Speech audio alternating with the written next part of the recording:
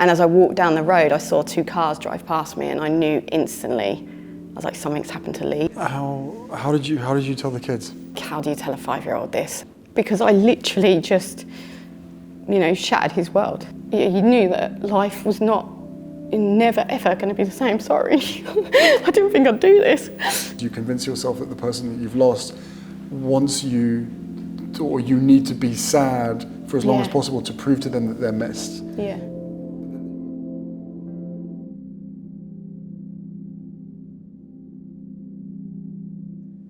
Where do you want to start, Nikki?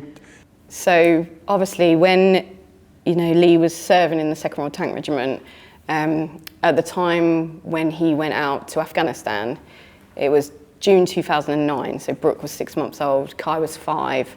We were living in Tidworth in an army quarter, and he went off to do his tour. I think I've probably been told more about what they were doing in Afghanistan and what Lee was doing than I would have been told if Lee had come home. Yeah, sure. Yeah.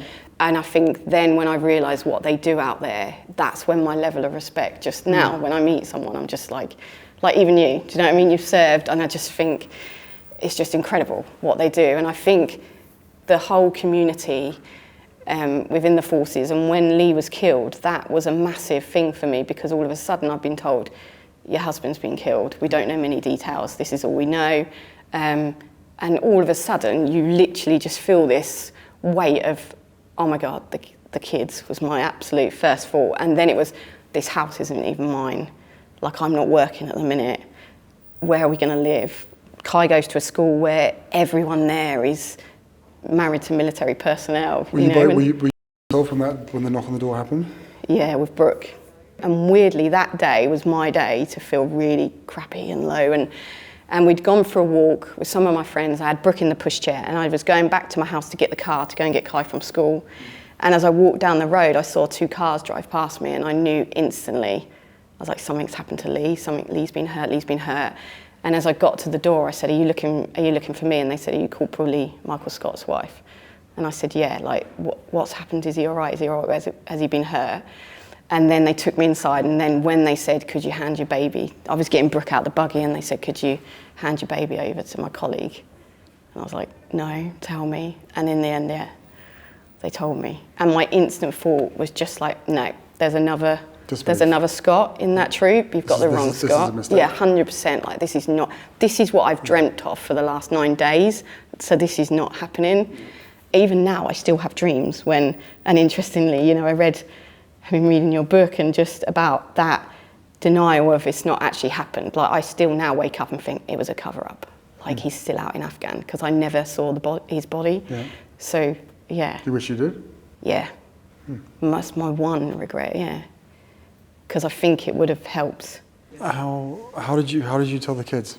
It's the worst. I think later that night, I sat Kai down on his bed, and he was 5. Do you know what I mean? It's just like, how do you tell a 5-year-old this? And he's autistic as well, so I knew I had to be really clear and not confuse him. But you also want to protect your children, and you don't want to say this is even, and you can't even, it's only been a couple of hours since you've been told. So I just sat him on the same day. Yeah.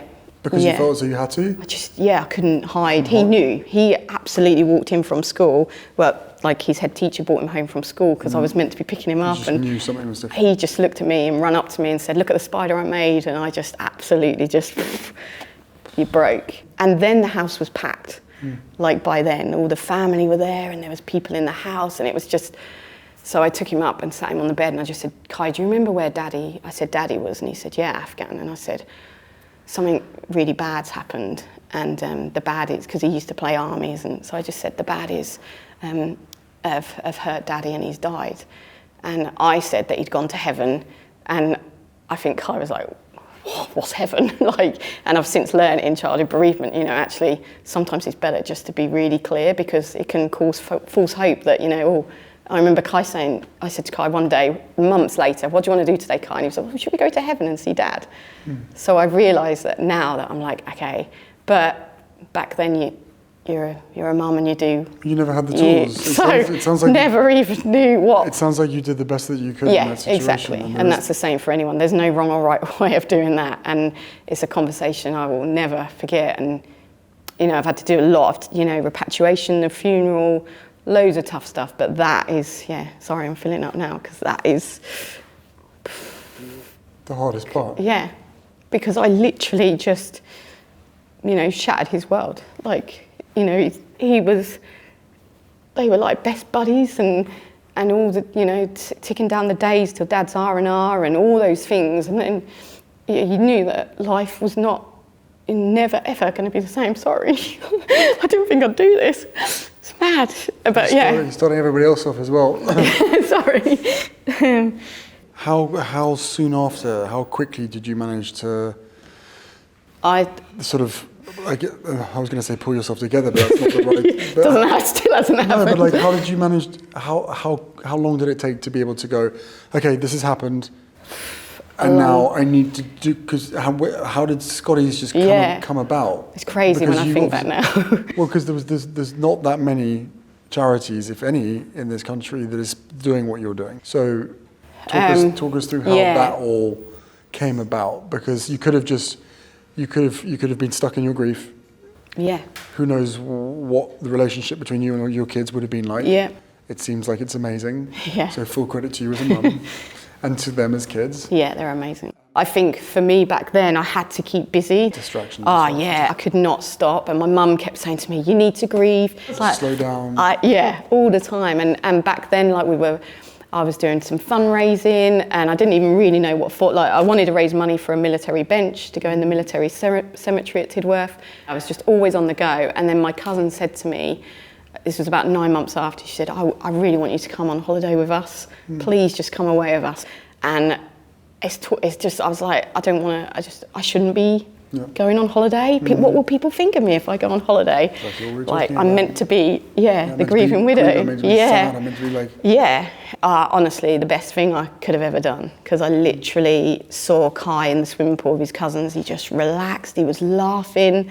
And Brooke was playing, and it was that moment where I had that wake-up call. It sounds so corny, but I started to think, how many other children have had a parent who's died? There's nothing corny about that. No, but all those things, I started to think, why has no one even reached out to me about my children yet? Like, what support is Kai going to need, and Brooke as she grows, to get through it? And just start, and then I went back, and I was a bit of a woman on a mission of like. Was it created out of grief or out of hope? I don't know. I was definitely still grieving when all that was going on. So when you started it was probably a convenient distraction. Yeah, but now 100%. And now it's my life. Like it literally is my life. Seeing the young people, that is the best. Like, and hearing the stories from the team when they've worked with a child or a family that are just at the beginning of the journey, or have hit a moment when they've just in absolute darkness, and then hearing how they can turn their lives around because Scotty's has supported them is just phenomenal. Like, credit to the team, because it is just. So you're helping, Scotty's helping, what, 657? It's over 650, yeah. We've set this goal of, by 2030 we want to be supporting at least 1,000 children annually, and so that's what we're reaching for. But to drive, to find those children, young people, you've got to have the funds to do it at the same time. So actually, I feel like we've had a steady growth, and because of that steady growth, it's meant that we can put the foundations in place to make sure this charity continues for years and years. And there is so much more that needs to be done, if I'm being honest, for the children in Britain. Like, I still see daily things that are just so frustrating, and things that just need to be changed, and that can be the media's perception, and obviously about that, but when Lee was killed, and if the death, if it was by suicide or in unusual circumstances, the media is so intrusive on the family, that it can be really tough. And there's books, there's videos, Brooke can read a book that will tell her exactly how her dad died. Back then it was really important that I knew every single piece of the puzzle for Lee's death. And interesting, in your book, you spoke about how when you went to Paris, you went to the tunnel where your mum's accident happened, and it's the thing in me that I was like, I need to know everything that happened. So I wasn't out in Afghanistan. I can't picture where he was. But you want to, if you had the chance? I've tried to. Yeah, because it's just that. I just feel like as a wife, I wasn't there to give him a hug at the end. Didn't see his body. The repatriation, there was 8 men brought back that day. And to experience the repatriation was like that. To me, it wasn't the homecoming I had in my head. And then when you experience, like Lee was first off the plane, which he would have loved, you know. But he came off, and then you hear the next family break down because the next lads come off the plane, and then the next family and the next family.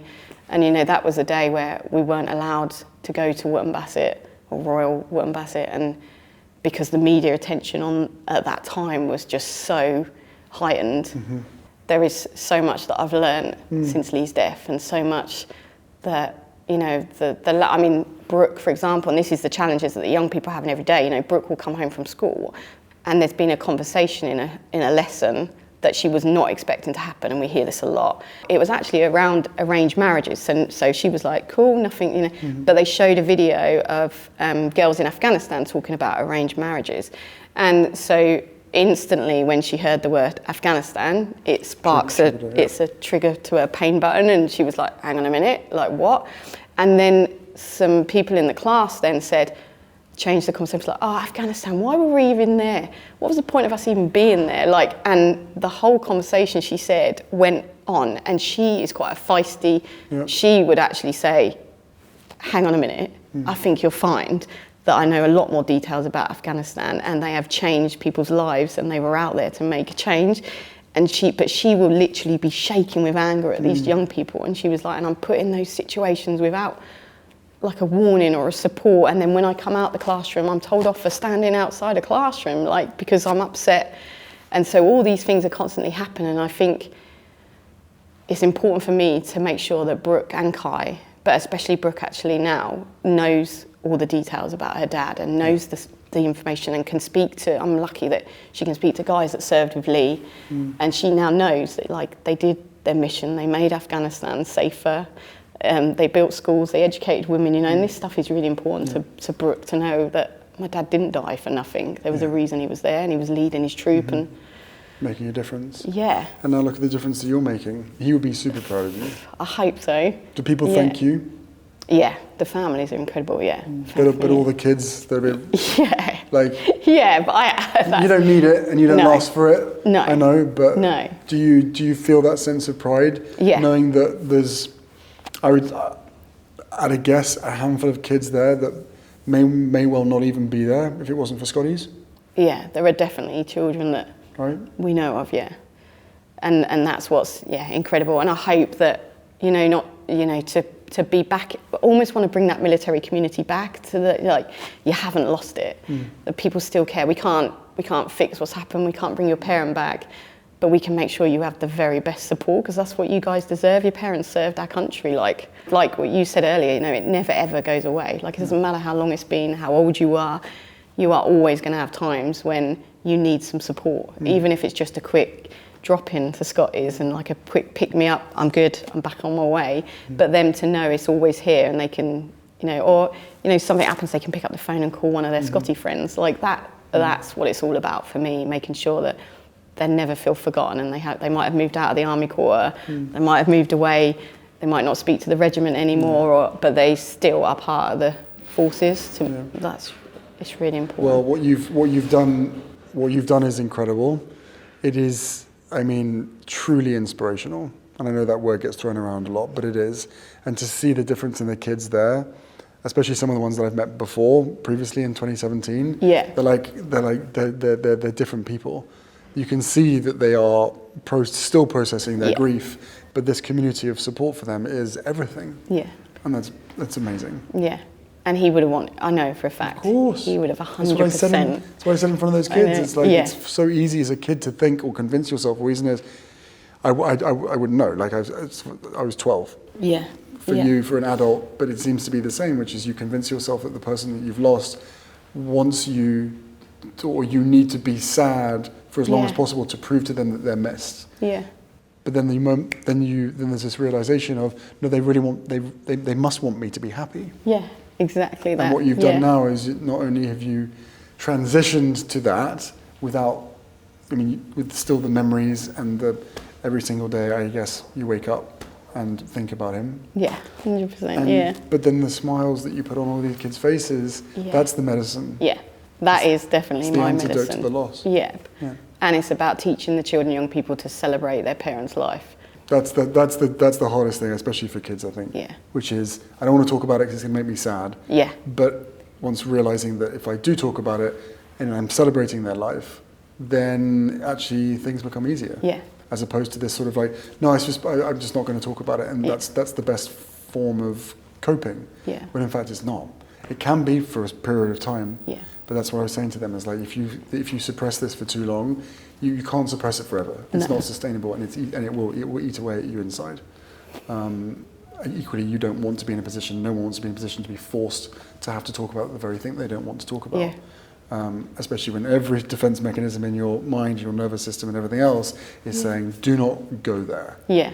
It's so interesting how Kai and Brooke had the same experience, same mum, same way I'm bringing them up, but actually they are completely different in their grieving process and how they've handled it. And I naively thought, I'm going to focus on Kai. And back then I did focus on Kai because he was 5 and he was the one asking me questions. Then he was going for ice cream. Then he was coming back asking me questions. But Brooke, I thought, she's a baby. She's not going to remember. It's not going to be as bad for her. She's not going to remember all these dark times. And interestingly, she's probably the one that I've had to watch and support the most, because she's just missing that sense of identity. She can't picture things, she can't remember things, she can't process things. And really interestingly, that I find that the conversation I had with Kai when maybe he was 6, when we went back through it because he asked more questions, I had the same conversation with Brooke when she was 6. And then I've probably told them that their dad has been killed probably about 10 times over, because as they get older, I can't, what I said to Brooke when she was a couple of years old, I cannot say to her now. She's like, no, I want to know where, what he was doing, why was he in that vehicle, what was the mission, what happened that day, what was he wearing? All these questions are like, whoa, she needs to know more, and she will probably need to know little bits more as she grows now. So it's you never actually get told once as a child. You have to keep repeating it. You've done an incredible job, both in your Scotty's role, but also in your mum role, because she's one very strong, fun. Very like her dad. Yeah. I want to say thank you for everything you do for them. It's a team effort. Of course, it's a massive team effort, though. But you, right back from hearing your story right at the beginning, the way that you've navigated this is extraordinary. And there's so many people out there inside the military community and outside as well who don't know, and quite rightly, understandably, don't know how to manage these situations. Yeah. So wherever you have a chance to be able to share your story, it is going to help them. Yeah, it's the same with these kids sharing their stories as well.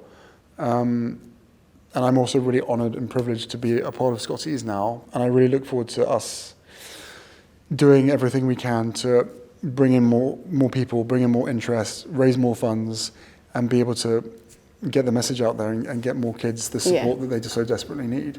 And you've again, you can say this, it sounds corny, it's like you've literally turned your pain into a purpose.